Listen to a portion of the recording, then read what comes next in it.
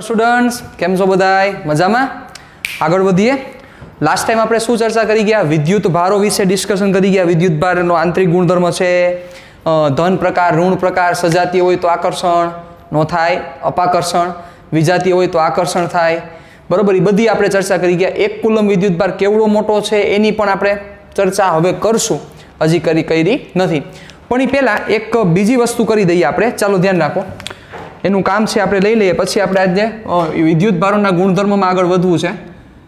તો એક ઇલેક્ટ્રોન પાસે ચાર્જ કેટલો હોય બેટા? તો કાલે જ આપણે ચર્ચા કરી 1.6 × 10⁻19 કુલમ પર માઇનસ હોય.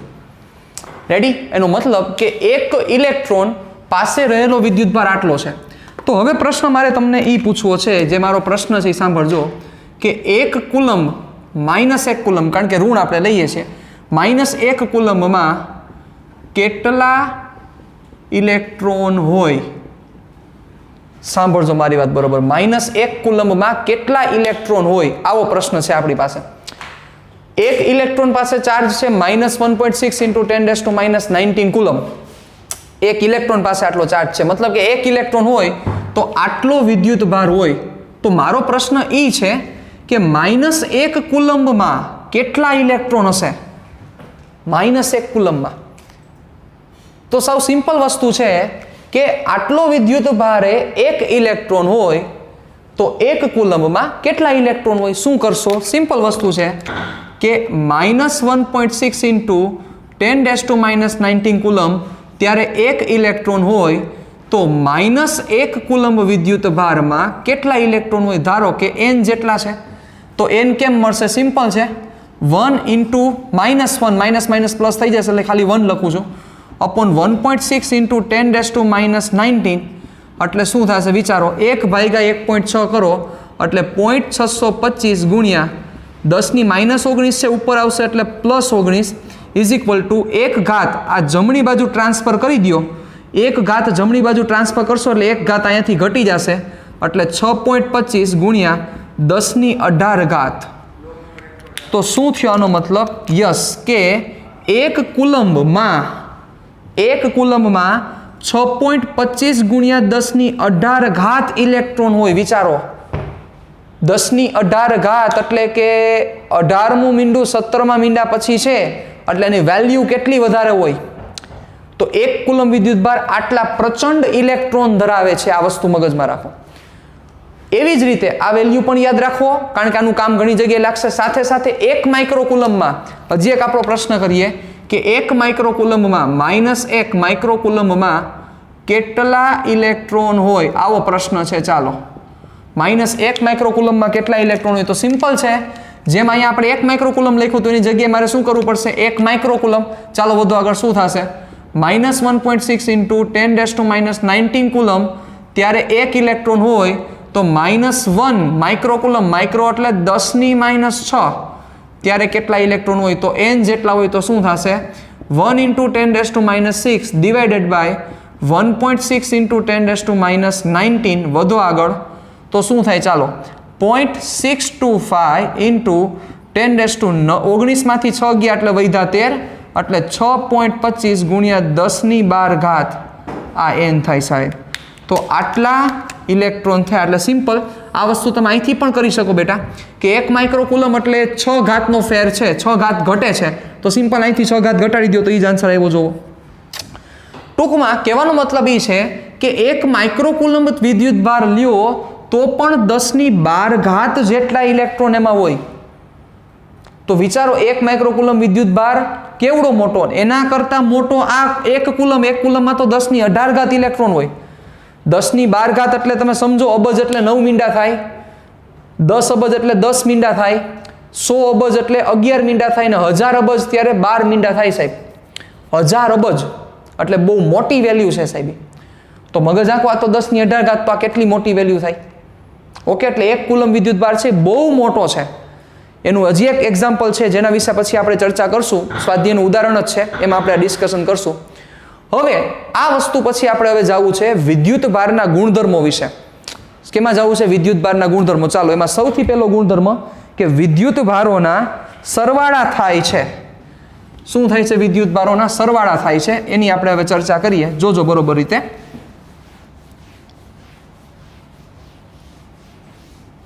વિદ્યુત ભારોના સરવાળા થાય છે. ચાલો જોજો. એટલે ગુણધર્મ નંબર પહેલો, વિદ્યુત ભારોના સરવાળા થાય છે.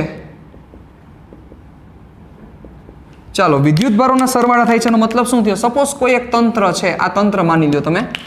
આ તંત્ર પાસે 2 coulomb, -2 coulomb, 5 coulomb, 7 coulomb, -9 coulomb આવું રહેલું છે. આવા વિદ્યુત ભારો રહેલા છે. એટલે સપોઝ 2 કુલમને આપણે Q1 કહી દઈએ. Q1, Q2, Q3, Q4, Q5. તો તમને કોઈ પૂછે કે આ તંત્રમાં રહેલો કુલ વિદ્યુત ભાર કેટલો, તો તમે શું આન્સર દેશો? શું તમે આન્સર દેશો? વિચારો. Q1 ની વેલ્યુ 2 છે, Q2 ની વેલ્યુ -2 છે, Q3 ની વેલ્યુ -9 છે, Q4 ની વેલ્યુ 5 છે, Q5 ની વેલ્યુ 7 છે. તો કુલ વિદ્યુત ભાર કેટલો કહેશો? સિમ્પલ છે. તમે શું કહેશો? સર +2, -2, -9, +5, +7. યસ, તમે સાચા છો. 2 - 2 એટલે ઉડી ગયા. 7 ને 5 12, 12 માંથી 9 ગયા એટલે 3. મતલબ કે નેટ 3 કુલમ વિદ્યુત ભાર છે. તો શું થયું બચ્ચાઓ? તમે આમાં શું કર્યું? તો કે વિદ્યુત ભારના સરવાળા. પણ આ સરવાળા કેવા સરવાળા કહેવાય? આ સરવાળાને બેઝિક સરવાળા કહેવાય. બેઝિક સરવાળાનો મતલબ એવો થાય કે પ્લસ હોય એને પ્લસ લેવાનું, માઇનસ હોય એને માઇનસ લેવાનું. મતલબ કે સપોઝ હજી એક બીજું કોઈ તંત્ર વિચારીએ કે જે તંત્ર પાસે 5 માઇક્રોકુલમ, 3 માઇક્રોકુલમ અને -8 માઇક્રોકુલમ વિદ્યુત ભાર છે. તો આ તંત્ર પાસે રહેલો કુલ વિદ્યુત ભાર કેટલો કહેશો? કયો જોઈ? તો કુલ વિદ્યુત ભારમાં તમે શું કરશો? સિમ્પલ. 5 ને 3 8, 8 માંથી 8 0. યસ, તો આ તંત્ર પાસે રહેલો કુલ વિદ્યુત ભાર 0 માઇક્રોકુલમ થાય. સિમ્પલ વસ્તુ છે, સિમ્પલ લોજિક છે. સમજી ગયા મારી વાત? આખી આખી કહેવાનો મતલબ શું છે? યસ, આ વસ્તુ સમજવાની છે. મતલબ કે વિદ્યુત ભારોના બેઝિક સરવાળા થાય છે, વિદ્યુત ભારોના ઇઝીલી સરવાળા થાય છે. તો હવે હું વ્યાપક સ્વરૂપમાં વયો જાઉં. તો વ્યાપક સ્વરૂપમાં શું થાય? કોઈ તંત્ર છે કે જે તંત્ર પાસે Q1, Q2, Q3, Q4 up to Qn આટલા વિદ્યુત ભારો રહેલા છે. Q1, Q2, Q3, Q4 up to Qn. તો હવે કુલ વિદ્યુત ભાર કેટલો થાય? તો કે સિમ્પલ છે. કુલ વિદ્યુત ભાર થાય Q1 plus Q2 plus Q3 plus up to plus Qn. Simple છે. તો આ પહેલો ગુણધર્મ, બહુ સાદો અને સિમ્પલ ગુણધર્મ કે વિદ્યુત ભારોના સરવાળા થાય છે. રેડી? આ પહેલો. બીજો ગુણધર્મ કે જે બહુ સરસ સમજવા જેવો છે, વિદ્યુત ભાર સંરક્ષણનો નિયમ. ખૂબ જ અગત્યનો નિયમ આપણા માટે.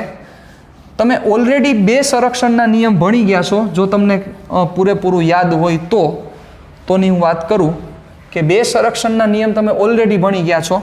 કોઈ કહેશે ક્યાં ક્યાં? યસ, વેગમાન સંરક્ષણ અને કોણીય વેગમાન સંરક્ષણ. આ બંને સંરક્ષણના નિયમ તમે ઓલરેડી ભણી ગયા છો. તો એવો જ આ સંરક્ષણનો નિયમ છે, પણ નામ છે વિદ્યુત ભાર સંરક્ષણનો નિયમ. અને અગત્યનો નિયમ એટલે કારણ કે સંરક્ષણના નિયમ મૂળ 4 છે. ક્યાં ક્યાં 4? તો કે પહેલા તો જે 2 કીધા ઈ વેગમાન સંરક્ષણ અને કોણીય વેગમાન સંરક્ષણ, ઈ તો છે જ. હવે એક વિદ્યુત ભાર સંરક્ષણ, આ ત્રીજો અને ચોથો છે ઉર્જા સંરક્ષણ. રેડી? આ 4 સંરક્ષણના નિયમો રહેલા છે. એમાં તમને 3 હવે આવડે છે. ઉર્જા સંરક્ષણમાં ખબર છે. શું ખબર છે ઉર્જા સંરક્ષણમાં? તો કે વિશ્વમાં રહેલી કુલ ઉર્જાનો જથ્થો અચળ રહે છે, નાશ શક્ય નથી, ઉત્પન્ન શક્ય નથી, માત્ર એક ઉર્જામાંથી બીજી ઉર્જામાં રૂપાંતર થાય છે. You know very well that. વેગમાન સંરક્ષણમાં શું બોલતા હતા? યાદ છે? યાદ કરી લો. વેગમાન સંરક્ષણમાં એવું કહેતા હતા કે તંત્ર પર લાગતું પરિણામી બળ 0 હોય તો તંત્રનું વેગમાન અચળ રહે છે. એવી જ રીતે કોણીય વેગમાનમાં શું બોલતા હતા? તમે એવું કહેતા હતા કે તંત્ર પર લાગતું ટોર્ક 0 હોવું જોઈએ. તો તંત્રનું કોણીય વેગમાન શું રહે છે? અચળ રહે છે. એવી જ રીતે વિદ્યુત ભાર સંરક્ષણનો નિયમ છે. પણ આ નિયમમાં થોડીક વસ્તુ આપણે સમજવાની છે. આ નિયમ શું છે? પહેલા નિયમ લખું છું, ધ્યાન રાખજો. બરોબર? નિયમ કંઈક આવો છે. વિદ્યુતની દ્રષ્ટિએ અલગ કરેલ તંત્રમાં વિદ્યુત ભારોનો બેઝિક સરવાળો અચળ રહે છે વિકેટ ગઈ, માર્કર પતી ગઈ. ચાલો, વિદ્યુતની દ્રષ્ટિએ અલગ કરેલા તંત્રમાં વિદ્યુત ભારોનો બેઝિક સરવાળો અચળ રહે છે. તો સૌથી પહેલા આ બધી વસ્તુને ગોળી મારો. પહેલો પ્રશ્ન તમને એ થવું જોઈએ કે sir what is the meaning of electrically isolated system? મતલબ કે વિદ્યુતની દ્રષ્ટિએ અલગ કરેલું તંત્ર એટલે કેવું તંત્ર? વેગમાન સંરક્ષણમાં તમે એવું બોલતા હતા કે અલગ કરેલા તંત્રનું કુલ વેગમાન અચળ રહે છે. તો ત્યાં અલગ કરેલું તંત્ર એટલે એવું કહેતા હતા કે જે તંત્ર ઉપર લાગતું પરિણામી બળ 0 હોય એને આપણે અલગ કરેલું તંત્ર કહેતા હતા. તો એમાં અહીંયા વિદ્યુતની દ્રષ્ટિએ અલગ કરેલું તંત્ર એટલે શું થાય? તો વિદ્યુતની દ્રષ્ટિએ અલગ કરેલું તંત્ર એટલે એવું તંત્ર, સપોઝ આ વિદ્યુતની દ્રષ્ટિએ અલગ કરેલું તંત્ર છે, તો એવું તંત્ર કે જે તંત્રમાં વિદ્યુત ભાર પ્રવેશી ન શકે, એટલે કે વિદ્યુત ભારિત પદાર્થ છે એ પ્રવેશે પણ નહીં અને વિદ્યુત ભારિત પદાર્થ બહાર પણ ન નીકળી શકે. મતલબ વિદ્યુત ભારિત પદાર્થ પ્રવેશી ન શકે, વિદ્યુત ભારિત પદાર્થ બહાર ન નીકળી શકે. તો આનો મતલબ શું થયો કે એવું તંત્ર વિદ્યુતની દ્રષ્ટિએ અલગ કરેલું તંત્ર એટલે એની વ્યાખ્યા કંઈક આવી થાય. વિદ્યુતની દ્રષ્ટિએ અલગ કરેલ તંત્ર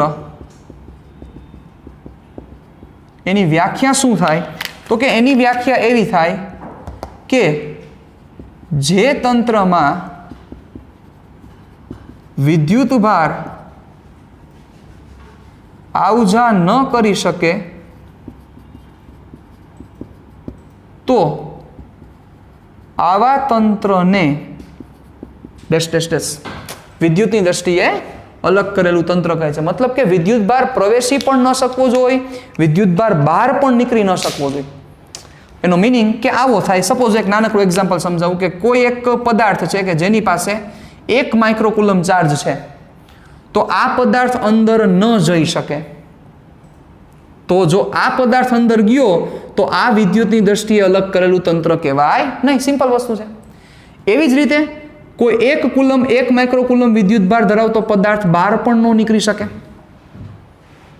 તો મતલબ કે વિદ્યુત ભારિત પદાર્થ નથી પ્રવેશી શકતો, વિદ્યુત ભારિત પદાર્થ નથી બહાર નીકળી શકતો. તો હવે સિમ્પલ વિચારો કે વિદ્યુત ભારિત પદાર્થ જો અંદર ન જાય, વિદ્યુત ભારિત પદાર્થ જો બહાર ન જાય, તો આની અંદર જેટલો વિદ્યુત ભાર રહેલો હોય એ એમનેમ જ રહે ને, અચળ જ રહે ને. એમાં શું ફેર પડે? એક વસ્તુ એ વિચારો કે સપોઝ આ તંત્ર છે, આ વિદ્યુતની દ્રષ્ટિએ અલગ કરેલું તંત્ર છે, એની પાસે સપોઝ 5 માઇક્રોકુલમ જેટલો ચાર્જ છે. હા કો મગજ, ચાલો આપણે થોડુંક વિચારીએ. આ 5 માઇક્રોકુલમ જેટલો ચાર્જ આની પાસે રહેલો છે, કેવું તંત્ર છે? તો કે વિદ્યુતની દ્રષ્ટિએ અલગ કરેલું તંત્ર છે. તો એનો મતલબ શું થાય કે સપોઝ 1 માઇક્રોકુલમ વિદ્યુત ભાર જો અંદર એન્ટર થાય તો આ વિદ્યુતની દ્રષ્ટિએ અલગ કરેલું તંત્ર કહેવાય નહીં. તો એનો મિનિંગ શું થાય કે 1 માઇક્રોકુલમ એન્ટર થઈ શકતો નથી. જો 1 માઇક્રોકુલમ વિદ્યુત ભાર અંદર એન્ટર થાય તો 5 ના 6 થઈ જાય. અને એવી જ રીતે 1 માઇક્રોકુલમ વિદ્યુત ભાર બહાર નથી નીકળી શકતો. જો 1 માઇક્રોકુલમ વિદ્યુત ભાર બહાર નીકળી જાય તો 5 ના 4 થઈ જાય. સમજાય છે? મતલબ કે વિદ્યુત ભાર એન્ટર નથી થતો, વિદ્યુત ભાર બહાર ન નીકળે તો અંદર જે હોય એમનેમ જ રહે ને, શું ફેર પડે? તો આવા તંત્રને કેવું તંત્ર કહેવાય? આવા તંત્રને વિદ્યુતની દ્રષ્ટિએ અલગ કરેલું તંત્ર કહેવાય સાહેબ. તો કેવા પદાર્થો આવજા કરી શકે? સિમ્પલ, વિદ્યુત ભારિત છે એ પદાર્થ નથી અંદર જઈ શકતો કે નથી બહાર નીકળી શકતો, તો કોણ આવજા કરી શકે? વિદ્યુત ભાર રહિત. મતલબ કે આમાં આવા તંત્રમાં વિદ્યુત ભાર રહિત પદાર્થ, વિદ્યુત ભાર રહિત પદાર્થ ગતિ કરી શકે.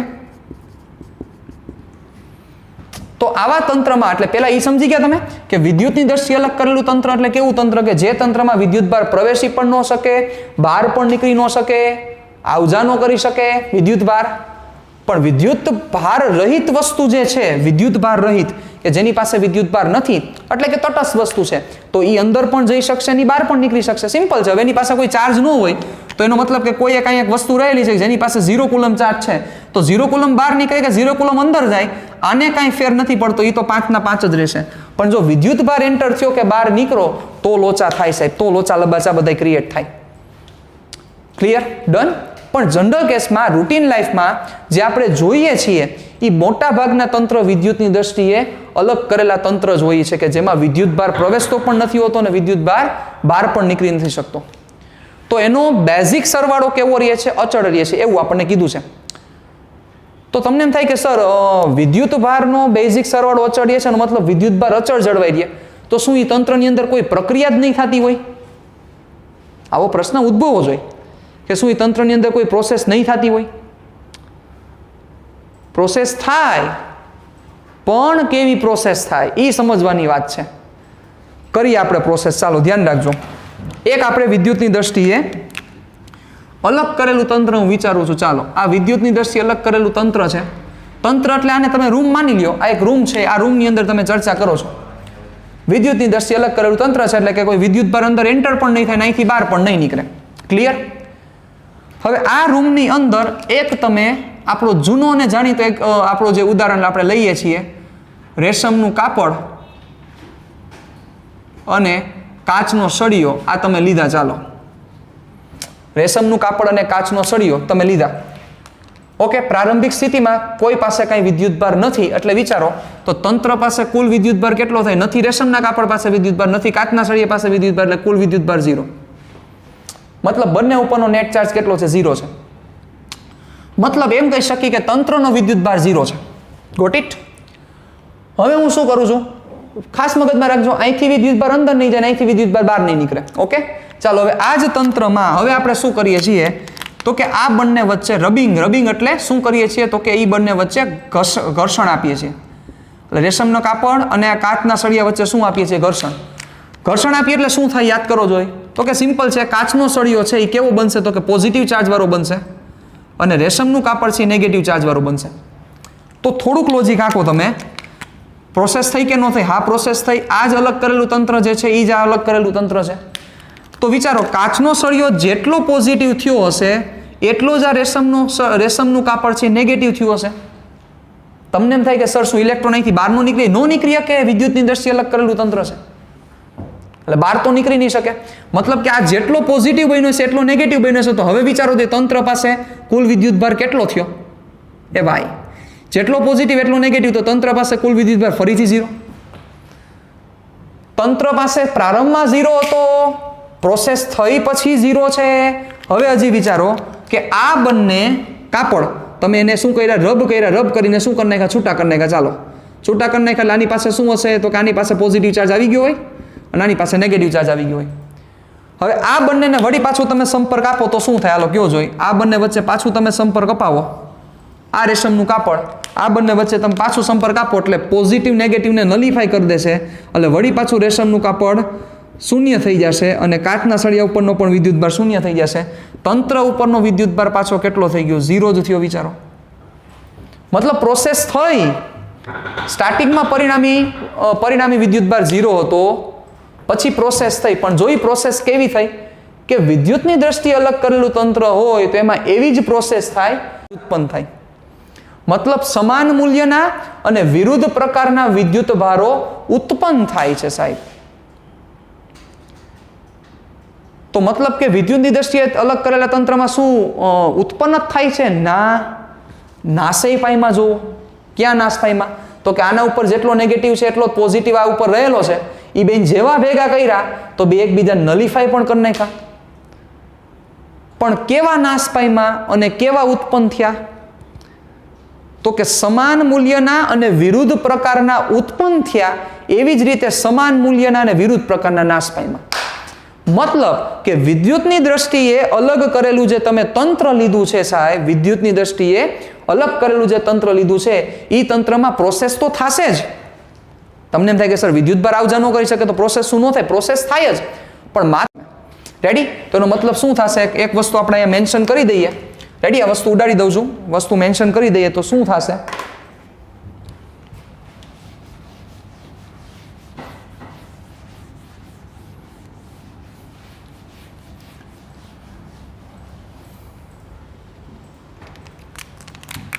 તો દ્રષ્ટિએ અલગ કરેલ તંત્રમાં માત્ર એવી જ પ્રક્રિયાઓ શક્ય છે જેમાં સમાન મૂલ્યના અને વિરુદ્ધ પ્રકારના વિદ્યુત ભારો કાં તો ઉત્પન્ન થાય અથવા નાશ પામે. રેડી? ક્લિયર? બહુ સિમ્પલ વસ્તુ છે. તો આનો બીજો અગત્યનો ગુણધર્મ છે જેના વિશે આપણે ચર્ચા કરી. ઓકે, તો શું વસ્તુ થઈ? સમજી ગયા આખી વસ્તુ કે વિદ્યુતની દ્રષ્ટિએ જો અલગ કરેલું તંત્ર હશે તેમાં વિદ્યુત ભારોનો જે બેઝિક સરવાળો છે એ અચળ રહેશે. જો ઉત્પન્ન થાય તો સમાન મૂલ્ય અને વિરુદ્ધ પ્રકારના ઉત્પન્ન થાય. જેમ કે હજી એકવાર એક એક્ઝામ્પલ લઈને સમજાવી દઉં. સપોઝ એક આ તંત્ર પાસે 5 માઇક્રોકુલમ છે, તો આમાં જો ઉત્પન્ન થાય તો સપોઝ એક પ્લસ ચાર્જ ઉત્પન્ન થાય તો સામે એક પાછો માઇનસ ચાર્જ ઉત્પન્ન થાય, તો તંત્રનો કુલ વિદ્યુતભાર કેટલો થયો? શું કરશો? +5. સપોઝ +1 માઇક્રોકુલમ ઉત્પન્ન થયો તો આમે -1 માઇક્રોકુલમ ઉત્પન્ન થયો. +5 +1 -1 શું થશે? રહેશે +5 જ. અને એની જગ્યાએ ઊંધું કરો, અહીંથી સપોઝ નાશ પામે તો કોણ નાશ પામે? સમાન અને વિરુદ્ધ પ્રકારના જ નાશ પામે, એટલે પાછો રહેશે નેટ કેટલો? તો કે 5 જ રહેશે. પણ કન્ડિશન એપ્લાય કે વિદ્યુતની દ્રષ્ટિએ અલગ કરેલું તંત્ર હોવું જોઈએ તો આ વસ્તુ થશે. ક્લિયર? ડન? રેડી? તો આ સેકન્ડ કે વિદ્યુતભાર સંરક્ષણનો નિયમ શું સૂચવે છે? કે વિદ્યુતભાર સંરક્ષણનો નિયમ એવું સૂચવે છે, પહેલો પ્રશ્ન આપણને એક ઈ પણ થવો જોઈએ કે સંરક્ષણનો મતલબ શું? સંરક્ષણનો મતલબ એવો થાય જે છે તે જળવાવું, જે છે તે જાળવી રાખવું, જળવાવું, એમાં કાંઈ ફેર ન થવો જોઈએ, એને સંરક્ષણ કહેવાય. જેમ કે અહીંયા શું હતું? તો કે ઓલા કેસમાં 0 હતું તો 0 જ રહ્યો, એને સંરક્ષણ થયું. 5 છે તો 5 જ રહ્યા, એ સંરક્ષણ થયું કહેવાય. રેડી? એ આપણે ચર્ચા કરી. વિદ્યુતની દ્રષ્ટિએ સ્ટેટમેન્ટ ખાસ મગજમાં રાખવું જોઈએ.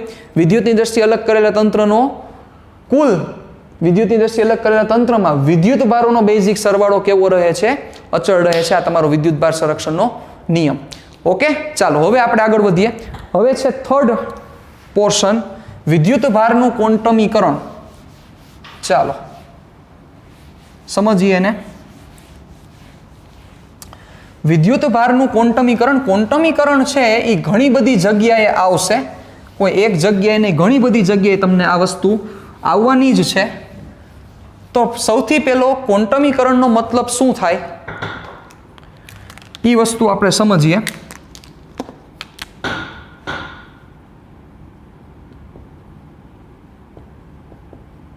વિદ્યુત ભારનું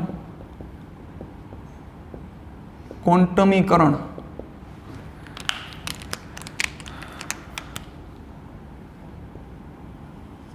ક્વોન્ટમીકરણનો મતલબ એવો થાય કે કોઈ પણ એક રાશિ છે.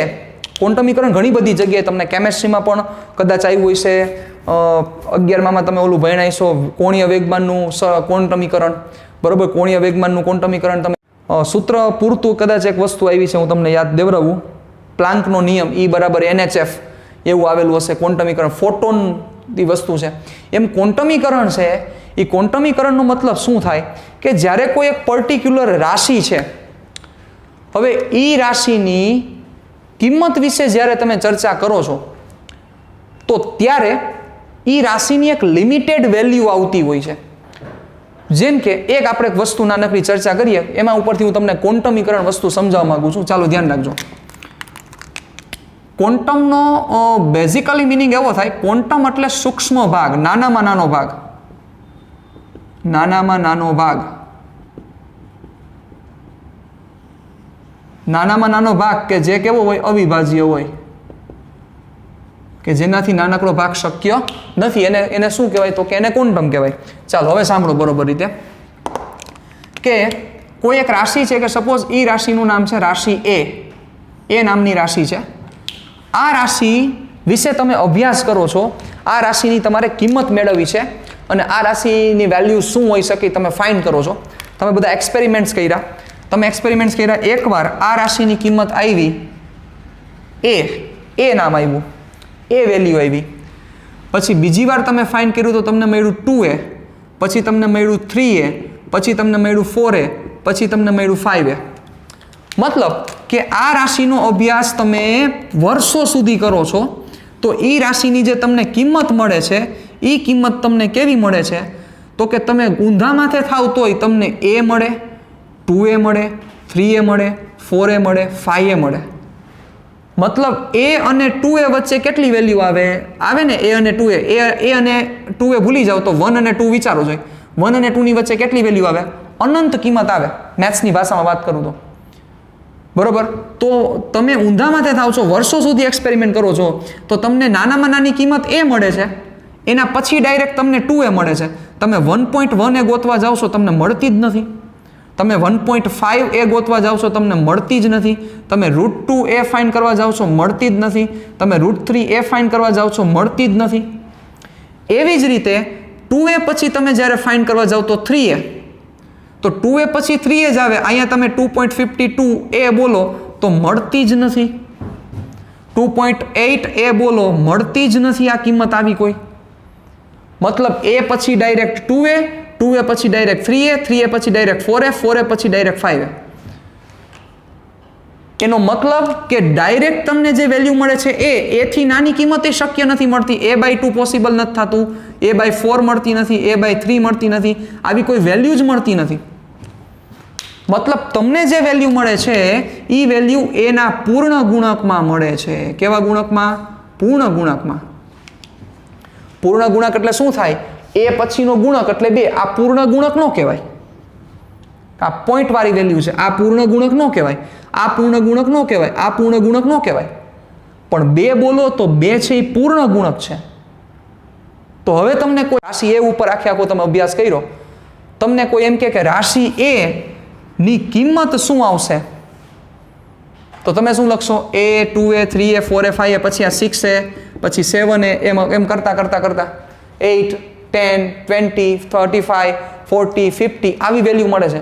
તો તમે એને ટૂંકમાં શું લખશો? તમે એમ કહેશો કે મેં જે રાશિ ફાઇન્ડ કરી છે એની બધી પોસિબિલિટીઝ મેં બધી વેલ્યુઝ ફાઇન્ડ કરી લીધી, બધી મારી તાકાત હતી લગાડી દીધી, પણ એ રાશિની કિંમત n × a જેટલી આવે છે. કેટલી આવે છે? n × a જેટલી.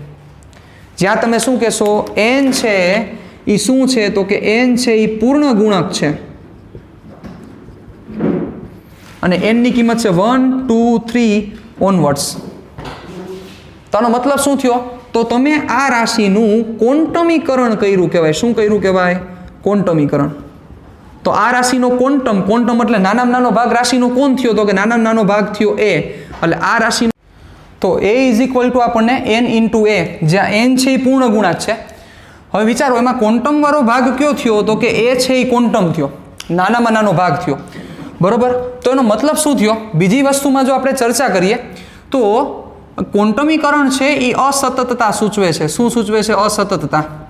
તમને એમ થશે કે સર અસતતતાનો મતલબ શું? અસતતતાનો મતલબ એ છે કે તમે રાશિ a ની કિંમત ગોતો છો, એમાં પહેલો આન્સર a આવ્યો, એના પછીનો આન્સર ડાયરેક્ટ 2a આવ્યો.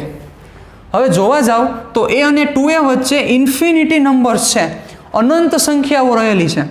જેમ કે આની વચ્ચે વિચારો જો 1.5 એ નો હોય, 1 અને 2 વચ્ચે શું 1.5 નો આવે? આવે. 1.1 આવે, 1.2 આવે, 1.3 આવે. તો એ એકેય કિંમત નથી આવતી. a પછી ડાયરેક્ટ 2a, 2a પછી ડાયરેક્ટ 3a. તો શું થયું? a અને 2a વચ્ચેની બધી જગ્યા, બધી સંખ્યાઓ છે એ અહીંયા એકેય પ્રેઝન્ટ નથી. જે શું સૂચવે છે કે અસતતતા.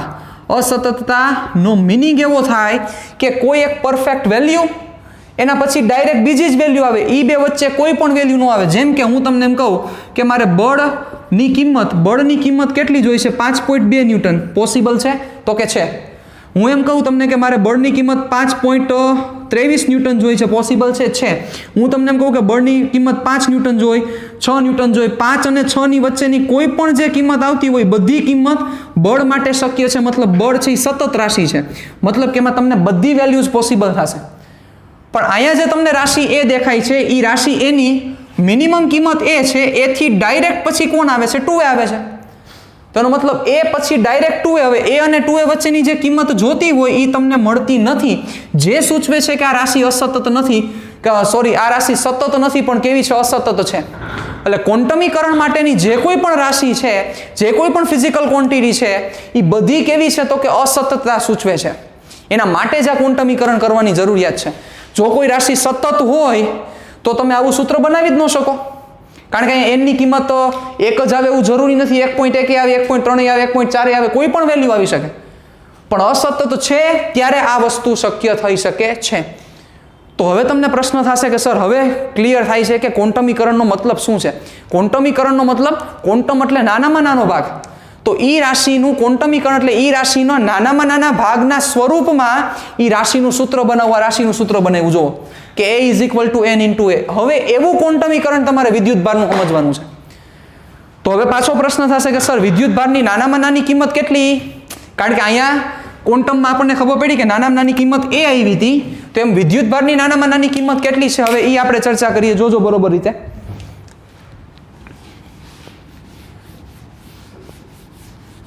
તો વિશ્વમાં જે બધાય વિદ્યુતભારો મળેલા છે એમાં વિદ્યુતભારની જે નાનામાં નાની જે કિંમત જોવા મળેલી છે એ નાનામાં નાની કિંમત છે ઇલેક્ટ્રોન પરનો વિદ્યુતભાર, એટલે કે ઇલેક્ટ્રોન અથવા પ્રોટોનનો વિદ્યુતભાર. એ નાનામાં નાની કિંમત જોવા મળેલી છે. એટલે કે વિદ્યુતભારમાં નાનામાં નાનો ભાગ છે એ ઇલેક્ટ્રોન અથવા પ્રોટોનનો વિદ્યુતભાર છે, જેની કિંમત છે 1.6 × 10⁻19 કુલમ. ઇલેક્ટ્રોન હશે તો માઇનસ મૂકવા પડશે, તો પ્લસ મૂકવા પડશે. એનો મતલબ કે આ વેલ્યુ કરતાં નાનો વિદ્યુતભાર શક્ય નથી. આને કેના વડે દર્શાવવામાં આવે છે? ઈ વડે, કે જેને પ્રાથમિક વિદ્યુતભાર કહેવાય. શું કહેવાય? પ્રાથમિક વિદ્યુતભાર. કે આનાથી નાનું શક્ય નથી, મતલબ આવો વિદ્યુતભાર કોઈ ન મળે. 0.5 પોસિબલ નથી, 0.3 પોસિબલ નથી, કોઈ એમ કે 0.98 શક્ય નથી, એવું પ્રયોગો ઉપરથી સાબિત થયું. તો હવે જોવા જાઓ તો નાનામાં નાનો વિદ્યુતભાર ઈ છે કે જે પોતે કેવો છે? અવિભાજ્ય છે. મતલબ કે એને તમે ભાગી શકતા નથી, કારણ કે એ જ ચર્ચા કરી. ક્વોન્ટમ એટલે નાનામાં નાનો ભાગ કે જે કેવો છે? તો કે અવિભાજ્ય છે. તો હવે ઈ પછી ડાયરેક્ટ તમને શું જોવા મળે? વિચારો જોઈ. નાનામાં નાનો વિદ્યુતભાર ઈ છે તો ઈ પછી ડાયરેક્ટ તમને શું જોવા મળે? તમને 1.5 જોવા મળે. વિચારો, જોવા મળે. ચાલો વિચારીએ. 1.5 ને ભાગ પાડો તો આવું થાય ને કે 1e અને 0.5e. તો હમણાં તો કીધું કે ઈ કરતાં નાનો ભાગ શક્ય નથી. તેનો મિનિંગ 1.5 કોઈ દી જોવા નહીં મળે. તો ઈ પછી ડાયરેક્ટ શું જોવા મળે? તો કે ડાયરેક્ટ જોવા મળે 2e. વિચારો. એના પછી ડાયરેક્ટ શું જોવા મળે? તો કે 3. શું કામ? 2e ના બે ભાગ પડી જાય, 1e 1e. 3e ના ભાગ પડી જાય, e અને e. હવે તમે અહીંયા આવું લખો કે સર 3.41e શક્ય છે? વિચારો જોઈ. નથી શક્ય, કારણ કે ઈ આ 3 થયા. હવે 0.41e આપણે કીધું કે સર ઈનો નાનો ભાગ પાડી શકાતો નથી.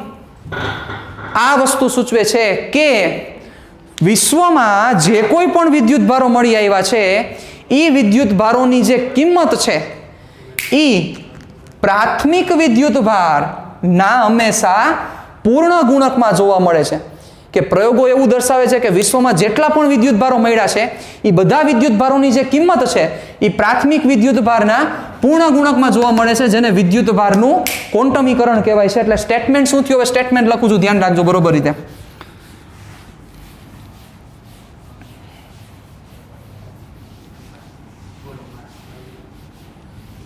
સ્ટેટમેન્ટ એનું આવું થશે.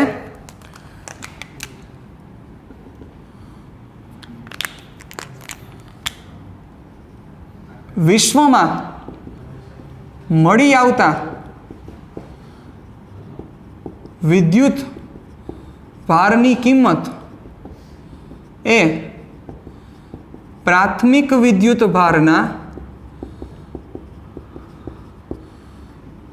પૂર્ણ ગુણાંકમાં હોય છે. વિશ્વમાં મળી આવતા વિદ્યુતભારની કિંમત એ પ્રાથમિક વિદ્યુતભારના પૂર્ણ ગુણકમાં હોય છે. પ્રાથમિક વિદ્યુતભાર એટલે કયો? જે હમણાં કીધું એ મુજબ કે પ્રાથમિક વિદ્યુતભાર એટલે ઇલેક્ટ્રોન અથવા પ્રોટોન પરનો વિદ્યુતભાર કે જેની કિંમત 1.6 × 10⁻19 કુલમ છે. ઇલેક્ટ્રોન હશે તો નેગેટિવ અને પ્રોટોન હશે તો positive.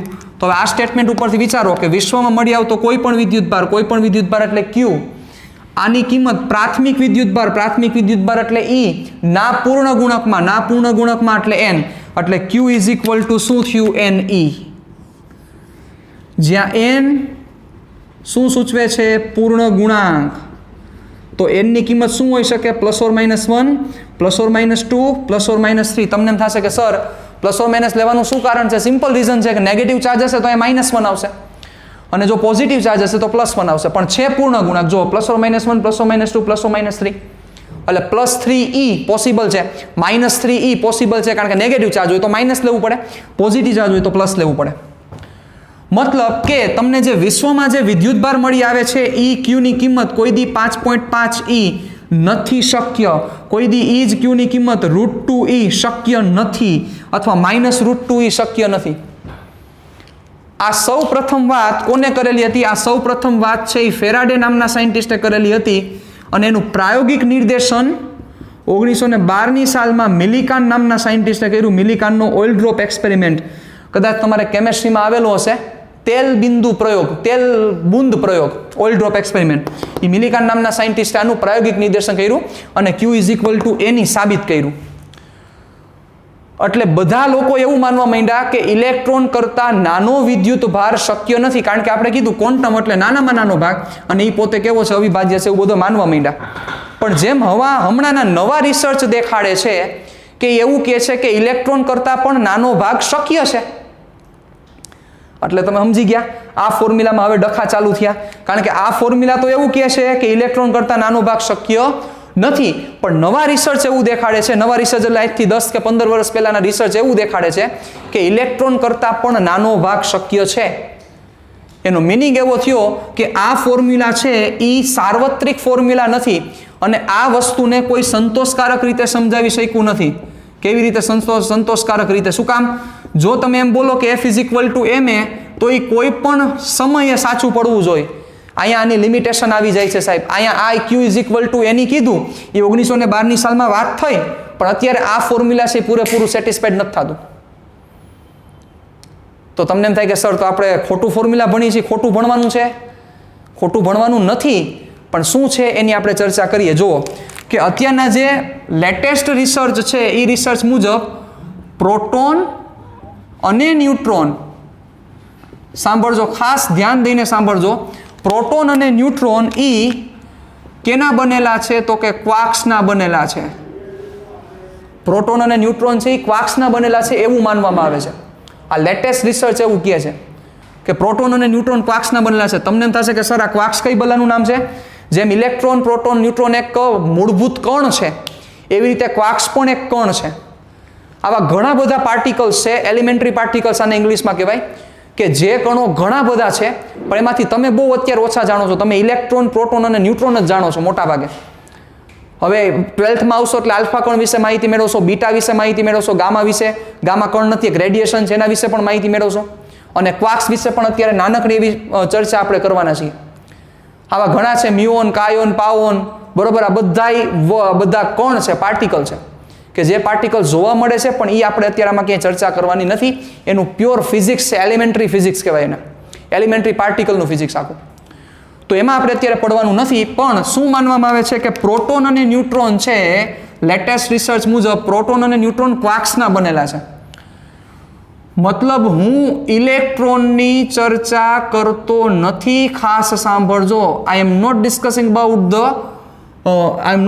About the electron. Electron વિશે ડિસ્કશન નથી થતી કે ઇલેક્ટ્રોનનું ફોર્મેશન કેવું છે એની ચર્ચા નથી, ઇલેક્ટ્રોન શેનો બનેલો છે એની ચર્ચા નથી. ચર્ચા છે પ્રોટોન અને ન્યુટ્રોનની ખાલી. તો આ ક્વાર્ક્સ કુલ 6 પ્રકારના જોવા મળે છે. કેટલા પ્રકારના જોવા મળે છે? 6 પ્રકારના, બરોબર. પહેલો એને કહેવાય અપ ક્વાર્ક્સ, અપ. બીજો છે ડાઉન ક્વાર્ક્સ. ત્રીજો છે ટોપ ક્વાર્ક્સ. ચોથો છે બોટમ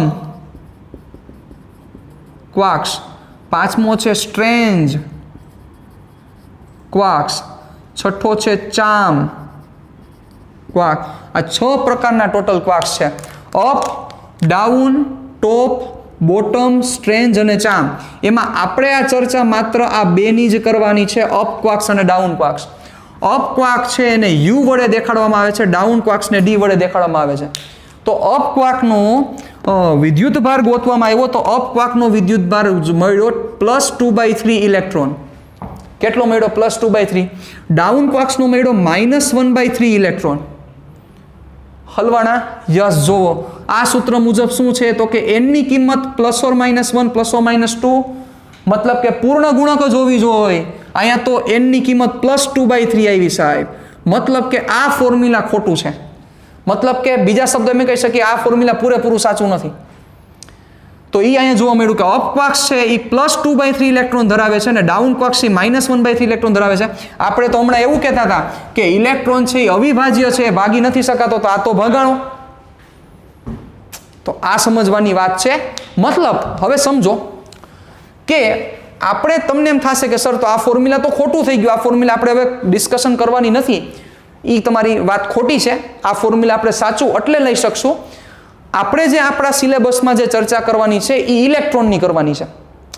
મતલબ કે ઇલેક્ટ્રોનની મોશન વિશે ડિસ્કશન કરશું. ઇલેક્ટ્રોન ગતિ કરતો હોય તો શું થાય, ઇલેક્ટ્રોન એક જગ્યાએથી બીજી જગ્યાએ મુવમેન્ટ કરે તો શું થાય. આપણા કે ડિસ્કશનમાં પ્રોટોન કે ન્યુટ્રોન નથી આવવાના. એટલે ખાસ આ વસ્તુને મગજમાં રાખજો કે તમારે ઇલેક્ટ્રોનની જ ચર્ચા કરવાની છે. તો બેટા ઇલેક્ટ્રોન ક્વાર્ક્સના બનેલા નથી, પ્રોટોન અને ન્યુટ્રોન ક્વાર્ક્સના બનેલા છે. ઇલેક્ટ્રોન અને ક્વાર્ક્સને કોઈ લેવા દેવા જ નથી, જોઈ લ્યો. તો જો ઇલેક્ટ્રોન માટે ચર્ચા કરી તો આ ફોર્મ્યુલા સાચું જ છે અને આપણે ઇલેક્ટ્રોન માટે જ ચર્ચા કરવાના છે. એટલે જરાય એવું ન માનતા કે આ ફોર્મ્યુલા કેવું છે તો કે ખોટું છે. આપણા માટે આ ફોર્મ્યુલા સાચું એના માટે છે કારણ કે આપણે જે આખા સિલેબસમાં ચર્ચા કરશું એમાં ઇલેક્ટ્રોન વિશે ચર્ચા કરશું. તમને પ્રશ્ન એવો થશે કે સર પ્રોટોન અને ન્યુટ્રોન છે એ ક્વાર્ક્સના બનેલા છે તો એનું બંધારણ કેવું હશે? કારણ કે એક પ્રોટોન ક્વાર્ક્સનો બનેલો છે એવું માની લો. એક પ્રોટોન ક્વાર્ક્સનો બનેલો છે, એનું ક્વાર્ક્સનું બંધારણ કેવું? મતલબ કે કેટલા ક્વાર્ક્સ ભેગા થાય ત્યારે પ્રોટોન બને, કેવા પ્રકારના અપ કે ડાઉન, કેટલા અપ કેટલા ડાઉન. એવી જ રીતના ન્યુટ્રોન છે એ કેનો બનેલો છે, કેટલા અપ કેટલા ડાઉન. એ બધી વસ્તુની આપણે ચર્ચા કરવાના છીએ, પણ નેક્સ્ટ સેશનમાં મળશું ત્યારે એના વિશે આપણે ચર્ચા કરશું. ઓકે, તો ત્યાં સુધી આ બધી વસ્તુ પરફેક્ટ રીતે ક્લિયર કરીને રાખજો. નેક્સ્ટ સેશનમાં મળશે ત્યારે આના વિશે ડિસ્કશન કરશું. એક દાખલો પણ ગણવો છે અને આપણે ઉદાહરણ વિશે પણ ચર્ચા કરવી છે. ટાટા બાય બાય, સિયા, ફિર મિલેંગે ચલતે ચલતે.